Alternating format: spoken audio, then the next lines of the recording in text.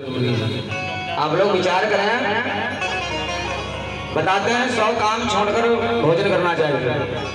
चाहे आप कितना भी काम क्यों ना कर रहे हो, और भोजन के टाइम पे चाहे हजारों काम आ जाएं, 100 सैकड़ों काम आ जाए, उनका त्याग करके पहले आप भोजन करिए। क्योंकि अगर शरीर को भोजन नहीं मिलेगा तो ऊर्जा नहीं आएगी, और जब शरीर में ऊर्जा नहीं होगी तो हम आप कोई भी कार्य नहीं कर पाएंगे, कमजोरी आ जाएगी। और बताते हैं 1000 काम छोड़कर भगवान का भजन करना चाहिए, चाहे जितना सुबह क्यों ना कार्य हो जाए। सबसे पहला काम होता है स्नान करने के बाद हम आप ध्यान करना चाहिए। भले 5 मिनट के लिए ध्यान करें, लेकिन ध्यान बहुत जरूरी है। और उसके पश्चात में लिखा है भोजन और भजन में कोई अंतर नहीं है, लेकिन थोड़ा सा अंतर है, केवल मात्रा का अंतर है। भोजन में मात्रा लगी है और भजन में कोई मात्रा नहीं है। भोजन में मात्रा क्यों लगी है?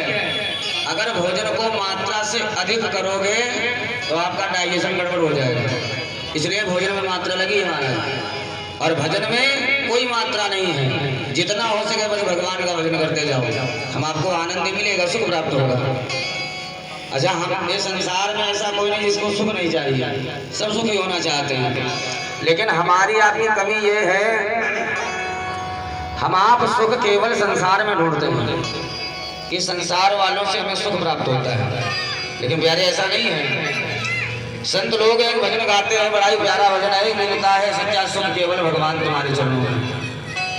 हम आप भी रामायण में पढ़ते हैं कि जो भगवान की कथा में, भगवान के सत्संग में सुख मिलता है, संसार में कहीं नहीं मिलता है। इसका परीक्षण भी किया गया।